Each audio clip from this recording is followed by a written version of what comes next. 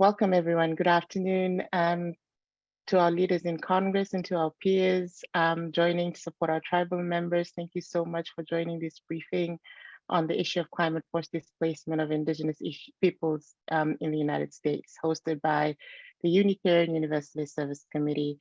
My name is Salah Tisongo, and I'm the Director of Advocacy in Global Displacement at UUSC. And we're privileged this afternoon to be joined by the Honorable Senator Ed Markey, who will be providing the opening remarks. Senator Markey, welcome, sir, and thank you for opening this briefing. The floor is yours. Oh, thank you so much. And thank you for the great honor of joining with you today. It's just such an important meeting. And I'd just like to acknowledge that I'm joining you today here in the land of the Massachusetts, the Pawtucket and their neighbors, the Wampanoag, the Agawam, the Pokanoket, and the Nipmuc peoples who have stewarded this land for tens of thousands of years. The philosophies and histories and identities of these tribes are powerfully bound to this land and water. And I recognize the violent history of genocide and forced removal from this land. And I recognize the roles, whether active or passive, that some of our ancestors played in this violent colonization of Native people. I honor the ancestors of those who are in this room today and in this movement who were targeted in this history. And I commit to working with Native people in Massachusetts and across the nation to protect tribal sovereignty, land rights, and survival. I want to thank the Unitarian Universalist Service Committee for hosting this briefing on the incredibly important issue of climate forced displacement. I would also like to thank the elders and tribal leaders for sharing your stories today. I am honored to have the chance to lift up the voices of Indigenous communities on the front lines of climate change. 2022 has been marked by extreme heat and extreme weather. The new normal means there is no more normal. This year, we had the hottest August ever recorded in North America. We saw catastrophic flooding across the world, which killed dozens of people in Kentucky and displaced millions in Pakistan. Hurricane Fiona left all of Puerto Rico without electricity. Hurricane Ian is now the deadliest hurricane since Hurricane Katrina. Over the past several years, it has become clear that the West Coast is facing its hottest and driest drought in the past 1,200 years. The climate crisis is not at our doorsteps, it is in our homes, and it demands urgent action. We know the summers are getting hotter, the storms are getting stronger, and the seas are getting higher due to human-caused climate change. This is why we need more bold investments and climate action. The Inflation Reduction Act was historic. Actually, the better way to describe it is the Greenhouse Gas Reduction Act. That's what it was. But I promise to fight every day to make sure our history doesn't end there, that it's only the beginning. But at the same time, as we work to protect our future, we also have to work to address the serious consequences of the crisis in our present. People are dealing with the dangers of climate change right now, every day, across our country. Climate change has changed life as we know it. It is making communities, homelands uninhabitable and placing the burden disproportionately on Indigenous people, who are once again being forced from their ancestral homes. Climate change is destroying lives, destroying cultures, and destroying the idea of a survivable future for far too many people. As people continue to be displaced from their homes, the need to address this climate-fueled humanitarian crisis has become increasingly clear. 30 million people are displaced worldwide by climate-related events every year. That's more than 4 times the population of Massachusetts every single year. Internationally, we need my legislation to create a national strategy to address global climate-driven displacement and provide support needed by climate displaced persons. Similarly, we must establish policies that provide for an equitable and a just response for tribal nations in the United States. But we know that resettlement should be a last resort. No one should be driven from their home, their families, their culture. No one should be forced to uproot their lives due to the climate crisis. As the original stewards of the land, Indigenous people are critical voices to heed when it comes to the health of our lands, our waters, and our environment. Scientific studies show that Indigenous knowledge is more effective at creating biodiverse landscapes that are resilient against drought, fires, and other natural disasters.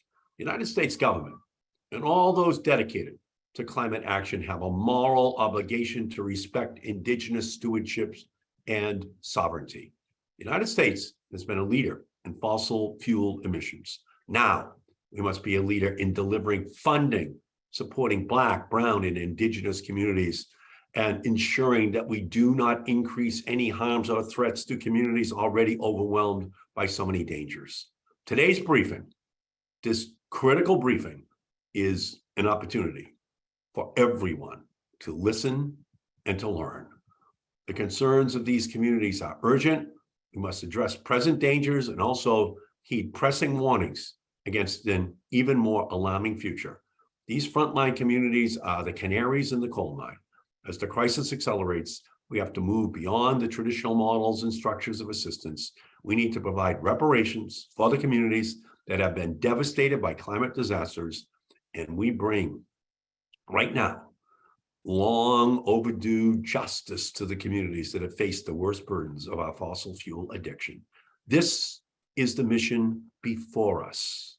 And I invite my colleagues in Congress today to listen carefully to these voices. Thank you for inviting me to be with you today. Thank you so much, Senator Markey, for your leadership on this issue, and for recognizing the sovereignty of Indigenous tribes, for naming the historical oppression that they continue to face, and for reminding us that Indigenous tribes, not only here in the United States, but around the world, are experiencing the climate crisis in one of the most extreme ways, the loss of their homes and the subsequent effects to human life and human dignity.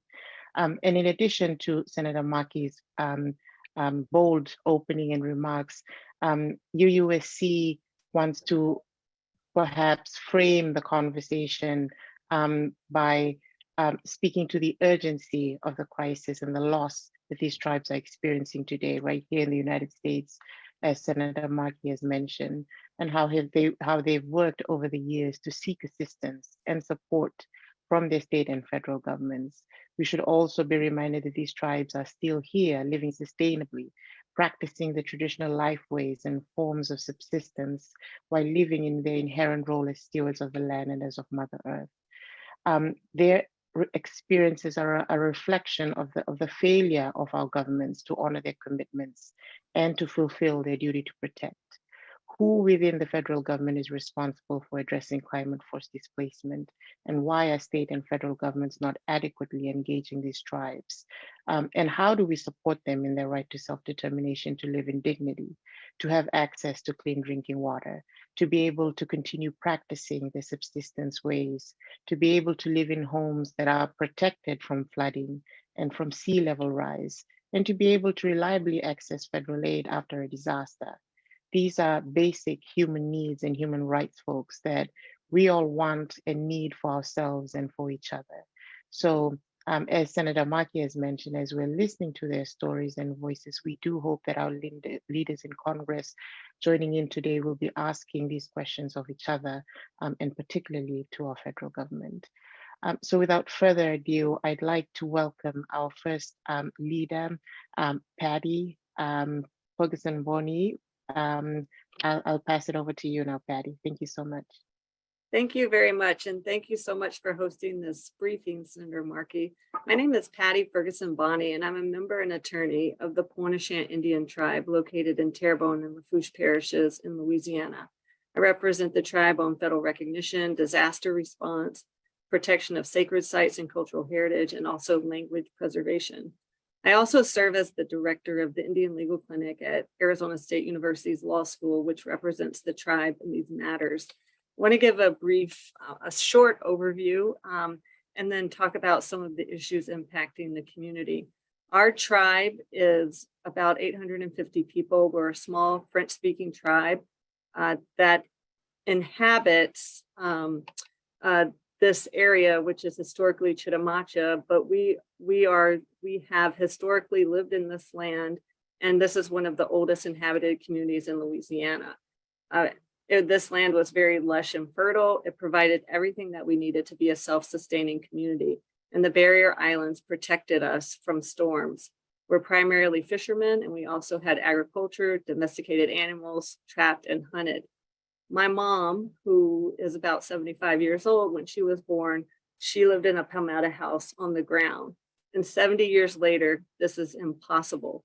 We now live in the fastest eroding basin in the United States. And many of our people have been forced to relocate from some of our traditional villages and had to adapt to the changing environment with little or no support from those who have caused the harm. And what is this harm, and why is this harm happening? First, the people in power have made value judgments about who and what is important to protect. Second, these decisions have been made without our input or consultation. And third, no measures have been taken to address the extreme and devastated loss caused by these decisions. So what are these causes? Well, the first cause is the government levied the Mississippi River and rerouted it. And so we no longer receive topsoil replenishment or freshwater flow. And at the time when this decision was made, they knew that the communities below would be impacted by subsidence unless other measures were taken, and none were taken in the Terrebonne Basin where we live. Second, extractive industries have made haphazard and unnecessary cuts in the land. And this has resulted in saltwater intrusion, destruction of barrier islands, and increased land loss and erosion. Our coastal tribes have been severely affected by the slow onset adverse effects of climate change, such as sea level rise and saltwater intrusion, which accelerates land loss. These factors put our community at more risk for extreme weather events such as hurricanes, storms, and flooding. And we've been impacted by a number of storms and environmental events in the past 20 to 30 years. Most recently, our community was directly hit by Hurricane Ida in 2021.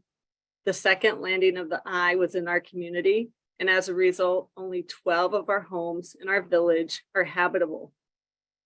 Dealing with the response, FEMA said they could not work with us because we're not a federally recognized tribe.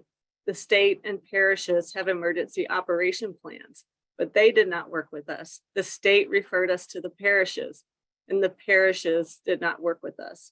We felt like we were on our own in the response effort, and we had a community-led response, but we need the support.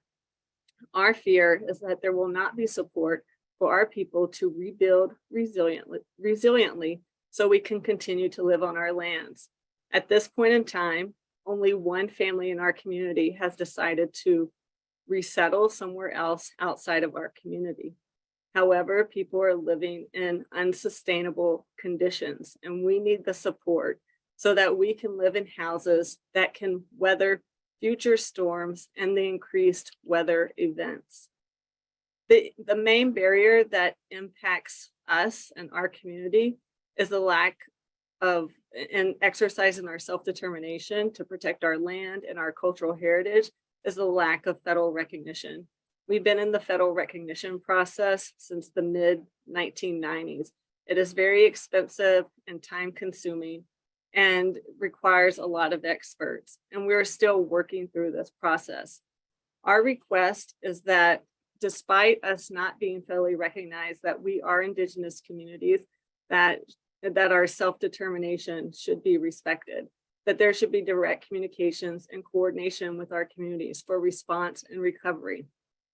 We have many areas that are eligible for the National Register that are threatened by these changes in the environment, and we think there should be a focus on protecting and restoring these areas. Also, our Indigenous knowledge is important, and it hasn't been taken into account with regards to restoration projects. We have been told that the science does not support protection in our areas, or it's not cost effective. We believe that those are also value judgments that should be reconsidered, taking into account the importance of our cultural heritage. We also believe there should be support for our social institutions and our tribal relief centers, since we are the ones responding not only to our tribal members, but other people in the community, and these serve core functions in our community. We need help in developing capacity and funding to support capacity building for our emergency managers and first responders. And finally, we need support for our resilient rebuild. Thank you very much, Senator Markey. Thank you so much, Patty. I'd like to now pass it on to Elder Chief Sherelle. Over to you, ma'am. Thank you, Salote and Patty, and absolutely Senator Markey and everyone here today. I am Elder Chief Sherelle Parfait Dordor, Grand Cayuga Band, Biloxi, Chitimacha, Choctaw, here in Terrebonne Parish, Louisiana, or coastal Louisiana. We are a sister tribe to the Pontiac Indian tribe and other coastal tribes here in the area, and we've been here since time immemorial, of course. Many of the challenges that Ms. Patty Ferguson Boney explained mirror in each of our coastal communities. So oftentimes we have joined together to try to implement different projects and plans, not only for our tribal citizens, but for the communities as a whole. We know that we have a responsibility to and for each other, regardless of how we identify. That's the beauty of a community. We also understand that we are very diverse, and it's in our diversity that we are going to be able to solve a lot of these challenges that we're facing now, many that we've caused ourselves. And like Ms. Boney said, one of the major challenges that we have as Indigenous peoples is lacking federal acknowledgement. We all know that the process is very extensive and in many, many ways overburdensome and very costly.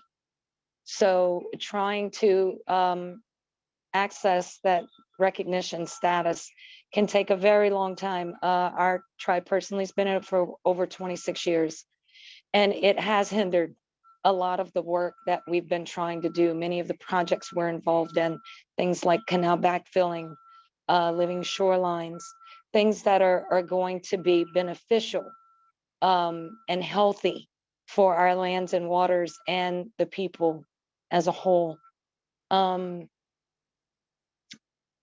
Just as a note, I also serve as the chairwoman for the Louisiana Governor's Office of Indian Affairs Native American Commission, and I'm serving my second term. I also serve on the Louisiana Governor's Climate Initiatives Task Force as the Indigenous representative. And still with the positions that we are working in, we still face very serious delays and challenges to making progress. And we are all facing resettlement from our communities, our traditional homelands, from everything that we know, everything that makes us who we are, and is actually beneficial to many others.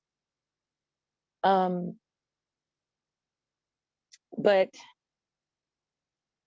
we have witnessed previous resettlements that were not community driven, not community led.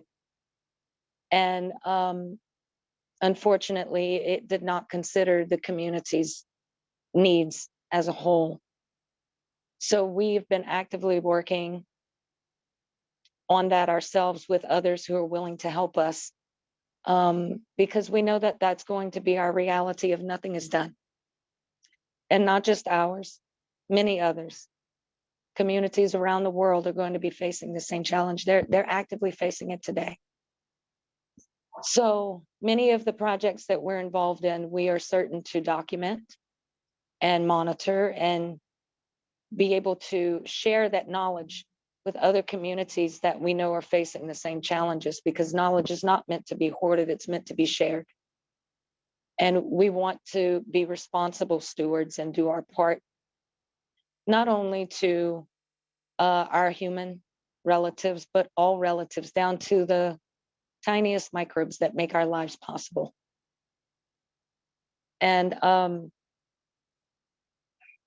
you know, I'm very, very thankful for the opportunity and the space to be able to share with you our truths and our stories, and pray that we can come together to find solutions that are going to ensure that our future generations will be able to prosper and build from our lessons and our successes as human beings here on this planet.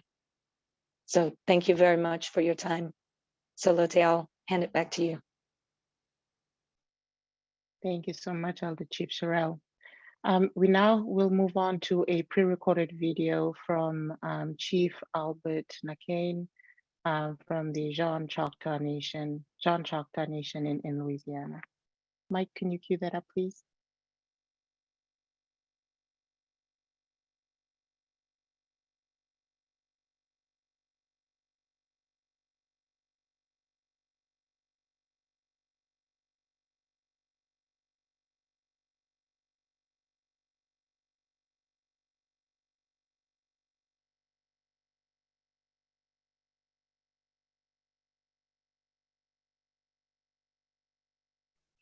My name is Albert P. Nake. I am the Elder Chief of the Jean Charles Choctaw Nation.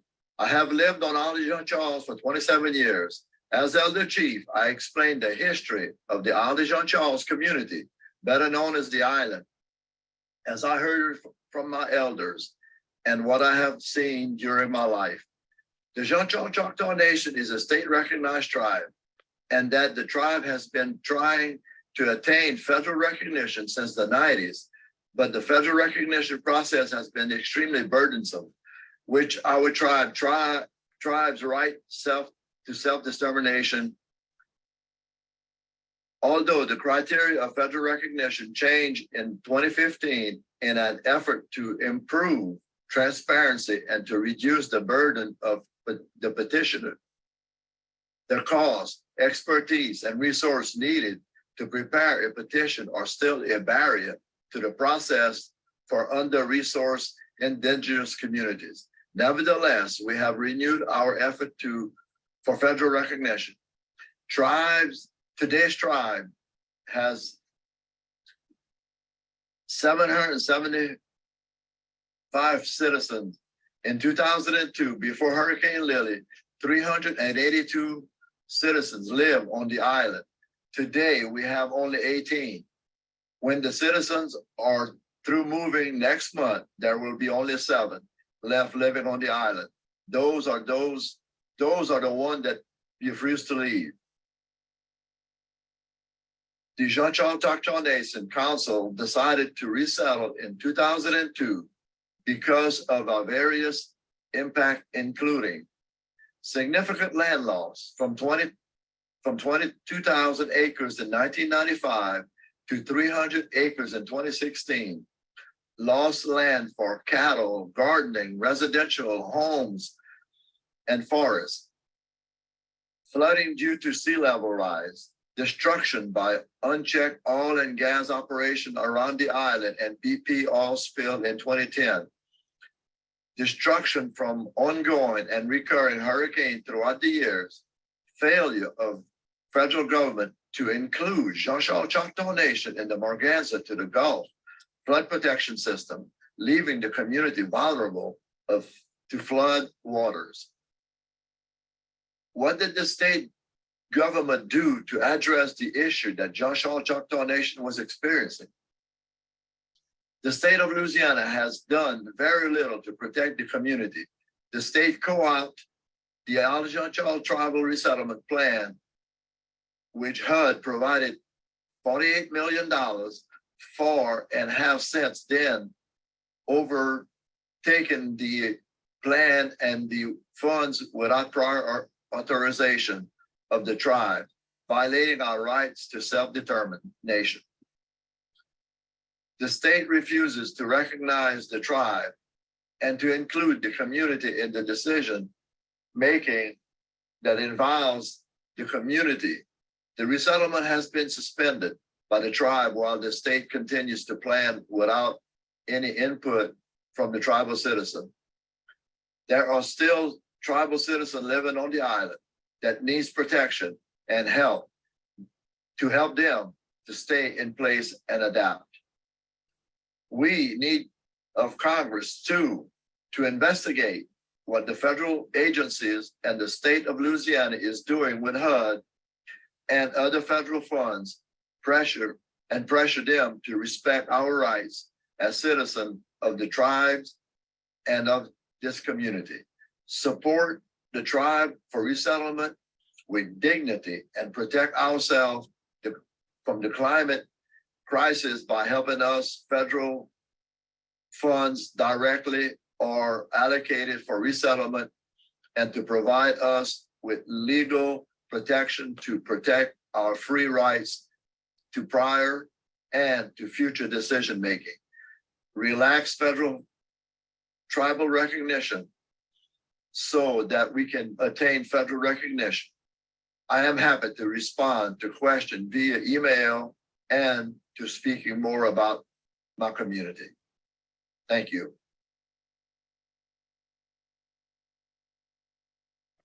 Thank you very much, Mike, and thank you to Chief Albert and to Chief DeMay, who are here from Jean Charles Choctaw Nation.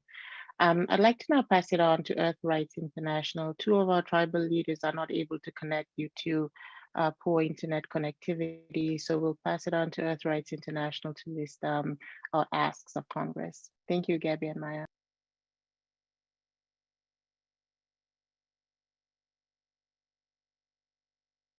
Thank you, Senator.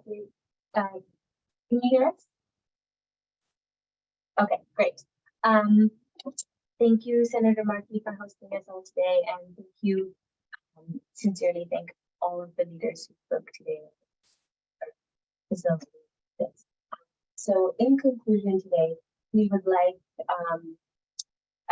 to make the following 6 policy recommendations to Congress.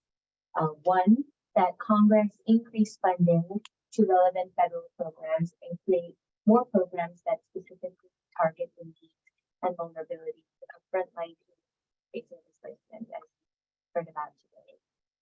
2, that federal funds are made more directly accessible to the Indigenous communities that need them. Congress should do this by making funding for Indigenous communities more flexible and not requiring federal recognition. As we've heard, this is such a challenge and creates a barrier for communities trying to access funds. Also, funds should be made more accessible by prioritizing resources for Black and Indigenous communities with 501c3 organizations that are planning for adaptation and climate resilience. And also, Congress should designate funding for Indigenous adaptation. Third, we ask that Congress amend the Stafford Act. Currently, the Stafford Act does not adequately take into consideration slow, ongoing climate-induced environmental changes, such as sea level rise and permafrost thaw. As we've heard about some of these impacts today, and the Stafford Act does not recognize them as major disasters, although they are some of the key drivers of environmental change, causing flooding and forcing many communities to consider relocation. These events should be able to receive presidential disaster declarations. This would require FEMA to respond effectively to communities facing these disasters. We also ask that Congress and the executive branch work with community-led coalitions, organizations, and other groups to establish a multidisciplinary, multi-jurisdictional working group that would guide the federal government in developing the institutional capability that is required to assess these communities. We also ask that Congress creates a new cabinet-level position that is focused on climate-induced resettlement, drawing on the historical experience of the former U.S. resettlement administration. And finally, Congress should support policies that address global damage and loss Thank you all once again. You. Thank you so much, Gabby and Maya. I think folks were having trouble hearing you, so we will send out a summary of this ask to everybody that's registered and on this call today. I don't see any other questions coming in, so maybe I'll pass it back to Patty and Chief Sherelle. You're going to be in Washington, D.C. on Friday at the Inter-American Commission on Human Rights. Can you tell us a little bit about that and your partnership with folks in Alaska? Patty, can I pass it to you? Sure, thanks. On five tribes, 4 in Louisiana, Jean-Charles Choctaw Nation, Grand Bayou, Grand Cayuga-Dulac, Pointe-au-Chien, and Kivalina in Alaska have requested a thematic hearing before the Inter-American Commission on Human Rights addressing forcible climate displacement of Indigenous communities in the United States. And we have a working group and a working relationship between some of our sisters and brothers in Alaska and our sisters and brothers in Louisiana who are all facing forcible displacement and the issues dealing with slow onset climate loss. And so we have worked together to prepare this petition, and this hearing was granted. The hearing will be at 9 a.m. and people can watch it, and it will be available on YouTube afterwards. So the native village of Kivalina wasn't able to participate today. They have, I think, some internet issues, but they join in this request, and they have very serious issues that they are facing in Kivalina. They are on a barrier reef island, which is north of the Arctic Circle, about 100 miles. And they have been impacted by climate change, not only with their hunting and fishing, but also with the erosion that has been occurring since as early as 1910. And since to this date, they have not been able to relocate, even though they have been identified as an area that needs to be relocated, and they're having challenges in their relocation effort. So I ask everyone there will be a declaration from the village of Kivalina to look at that because they are facing issues in Alaska dealing with the land loss and the change, the increase in 3.5 degrees Celsius since the beginning of the 20th century, which is very high, and they will suffer more losses because of that. Thank you so much, Patty. Chief Sherelle, do you have anything to add to what Patty said? No, thank you so much, Salote. I thought that was said beautifully. I guess one thing I might add is, clearly and visibly there is a need, okay? And this is something that's going to increase to other communities. One of the, like we've said before, the challenge we face is lacking federal acknowledgement to be able to manage these different resiliency projects that are so desperately needed in these communities. And it just breaks my heart, because at the end of the day, we are all tax-paying citizens, and we contribute to these systems that are supposed to be in place for the citizens of the United States. However, when it comes down to trying to access the resources that are needed, not just for our own tribal citizens, but for, again, the communities as a whole, right? Many people reside in these areas, and we are obligated and responsible to them as well. But we are the ones that have our identity, right? And our self-determination cast before us to prevent us from accessing the resources that we so desperately need, that everyone needs to be able to access to ensure that their communities and their people are protected and safe. And I've been very thankful for the opportunity to be able to stand with brothers and sisters who understand the challenges and the needs that we are all facing, and want to take part in doing what's right. So thank you, Salute. Thank you so much, Chief Sherelle and Patty. Well, I think there's a question coming in for Senator Markey, but I'm not sure if you're still with us, sir. But I think there's anxiety about the midterm elections and what that looks like for climate and environmental action in this country moving forward. Do you have any specific responses to that, or do you want to take another question?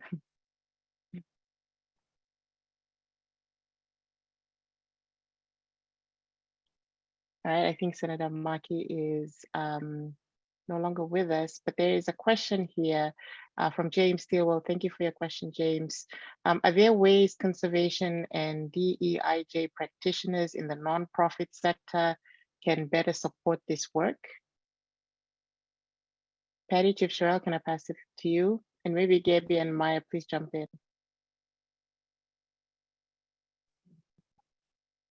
Yeah, for Pointe-au-Chien, I think I can speak for the other tribes in Louisiana. We are always looking for ways to partner. As was mentioned, our tribes are not federally recognized, so we actually work really well with partners on efforts to protect our areas. For instance, Chief Sherelle mentioned backfilling oil canals, applying for grants, lifting up the voices of the environmental issues that are impacting our communities. Those are all very important to have partnerships with. And I didn't mention this, for example, in responding to Hurricane Ida. We, in our communities, we were the ones who cleaned the roads and removed the debris, and everything that was done in response to Ida in the first few months, that was all done through volunteers and through the organization of the tribes. And so we know that there, could be more support and efforts, whether it's from the government or from nonprofit agencies, but that support and that time frame were from individuals, nonprofits, institutions who came to assist us. So we would be happy to talk to anyone who's willing to help build partnerships with us and to help advocate for these issues so that we have more direct access to response and to planning for the future. Thank you, Patty. There's a second question here coming from one of our audience members. The presenters noted the importance of government supporting community-driven solutions. Can you describe more about what that might look like specifically for your tribes?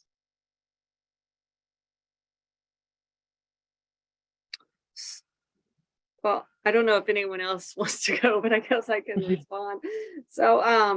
So the community or the government supporting community-driven solutions, I think for Chief Deme Nakan is on, if he wants to answer this question, I think that goes directly to the island's resettlement process, where they had a process in place. It was submitted, and then the intention was changed so that it was no longer community-led, it was government-led. And that's problematic, specifically if you're an Indigenous community, or and it also impacts self-determination. So, in those instances, we even heard after the storm, even though we were doing direct response, that some of our parish governments weren't working with us. They said, we can't work with you because then, that would be basically racist if we work with you, because we have to help everybody. But I think recognizing that our communities are historical communities and we have our own leadership structures, and that we can actually work cooperatively with state and local governments, and it would be a benefit to everyone by recognizing that leadership, I think is something that should be recognized and worked towards. It shouldn't be seen as an impediment or some sort of, I think people are seeing it as some sort of preference. So I think that's challenging, but anything dealing with adaptation or for resettlement or response should be community led, because that's the only way it's going to be respectful of that community's self-determination. Thank you, Patty. Chief Sorrell, would you like to add anything? Or Chief DeMay?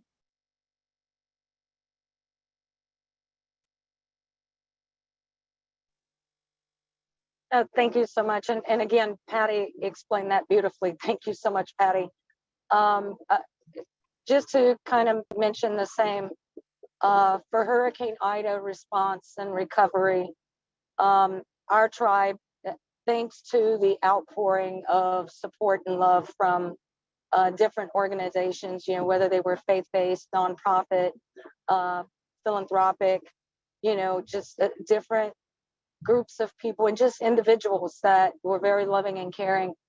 You know, our tribe on our own was able to assist 64 families with getting access to the resources that they needed and being able to repair or rebuild their home, you know, to get back into their home safely. And again, it was non-discriminatory because look, at Hurricane Ida, any storm coming in does not look at how you identify, right? It's an act of nature. And in those times, especially in those times, is when we need to be available to support each other regardless of how we identify. It, like Patty said, it should not become a barrier, okay, to being able to assist families that are in need of support and care. And if we had more transparency, more open communication, free and prior informed consent, a seat at the table in decision making, a lot of these recovery efforts and resiliency projects that we have planned could work more smoothly and could be quite beneficial to everyone involved.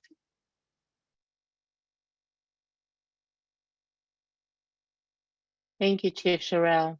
And I think this is our last question from Pablo. Patty, directed to Patty, what about a class action by all the tribes yet to be recognized by the federal government, showcasing costs to try and mandate or speed up the process of the recognition? Might that work? Pablo, thank you for your question. I think there's been a lot of studies and reports about how long the process takes and how expensive it is. I think there's an example of one tribe spent 30 years and spent $33 million. And one of the things that I didn't mention, but is relevant to all of our tribes in Terrebonne Parish, is that we weren't allowed to go to school until the late 1960s. So that has impacted our abilities to put our petitions together, as well as the lack of documentation, written documentation about us, or the lack of primary research that's been conducted. So there are a number of tribes, not just us, who are going through the process. And when there have been challenges to try to request recognition through the courts and not go through the process, there have been some recent cases that say, oh, well, you can go through the process. Of course, Congress can also recognize tribes. They have that authority to do that if you have the support of your congressional delegation. So that would also be a way to try to get recognized. And so specifically, for example, that's something that the island sought whenever they were being resettled. Like if you give us, like if you're gonna resettle us, hopefully we could have that recognition at the same time that could be put in legislation.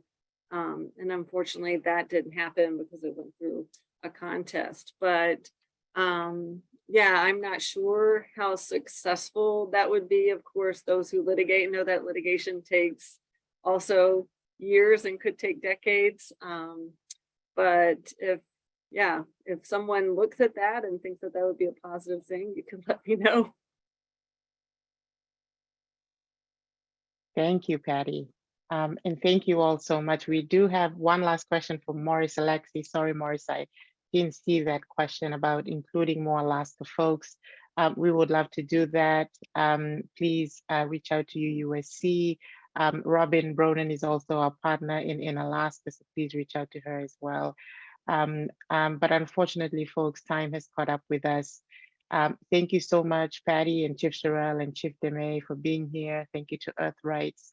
Thank you all to folks joining, and especially to the Honorable Senator Markey and his staff for making this happen. We will be following up with the recording and with the asks of Congress. Thank you all, and have a good evening.